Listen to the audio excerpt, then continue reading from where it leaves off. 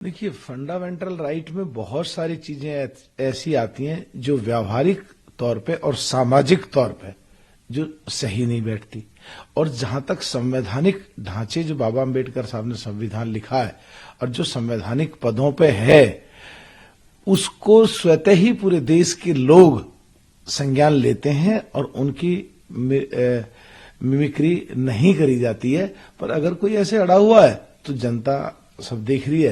और मेरे हिसाब से जो ये पिछड़े समाज के लोग और जो संवैधानिक पद पे बैठे हैं, मेरे हिसाब से ये ठीक नहीं है, हम इसके पक्षधर नहीं है। हालांकि धनखड़ साहब हुआ है और मैं इससे सफर कर रहा हूं, इस तरह की बातें नहीं होनी चाहिए। मेरा इंसल्ट किया गया, मैं उपराष्ट्रपति भी हूं देश का, उस पद का भी इंसल्ट किया गया।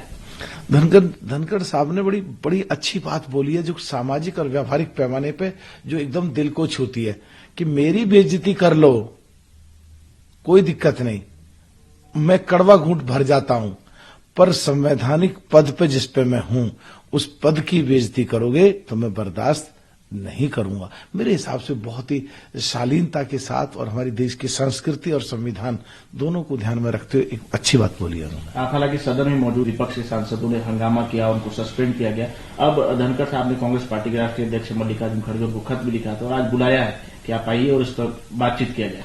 कैसे देखते हैं? मेरे हिसाब से देश में कोई भी कहीं टकराव हो रहा हो और उसको कोई बैठ के बातचीत करके सुलझाना चाहे तो मैं तो इसको अच्छा ही कहूंगा।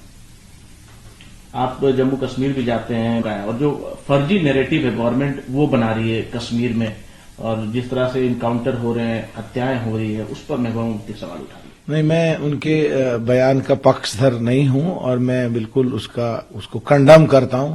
और जो स्पेशल सेशन था 17 सितंबर को, मैं खुद 30,000 से ज्यादा कश्मीर के लाल चौक के बराबर में पार्क में एक बहुत बड़ी रैली करके आया हूं और एकदम गलत है, ये राजनीति कर रहे हैं लोग, देश के लिए ये ठीक नहीं है। हालांकि आज क्रिसमस का भी मना रहे हैं। पश्चिम बंगाल के मुख्यमंत्री को वहां के जो मंत्री हैं वो बता रहे हैं कि ये सेंटा क्लॉज है पश्चिम बंगाल के लिए। ममता बनर्जी, क्रिसमस आता है और ये तमाम योजनाओं के तहत ये गिफ्ट के रूप में देती है जनता को। आपको लगता है पश्चिम बंगाल में इतनी खुशहाली है और लोग सेंटा क्लॉज ममता बनर्जी को मानेंगे?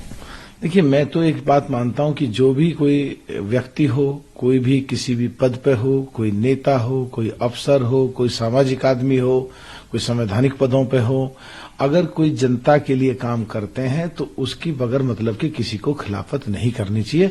अगर ममता जी अच्छा काम कर रही हैं और उसकी भी कुछ चीज आड़ में उसकी बुराई करना चाहते हैं, मेरे हिसाब से ठीक नहीं। आखिरी सवाल है मेरा, उत्तर प्रदेश सरकार ने जो पिछड़ों की उम्र है वो भी 1 साल कम कर दी है, और जो अगड़ों की उम्र है नौकरियों की भर्ती के लिए, जो पहले 27 थी वो 26 कर दी है, जो पहले 23 थी वो 22 कर दी है।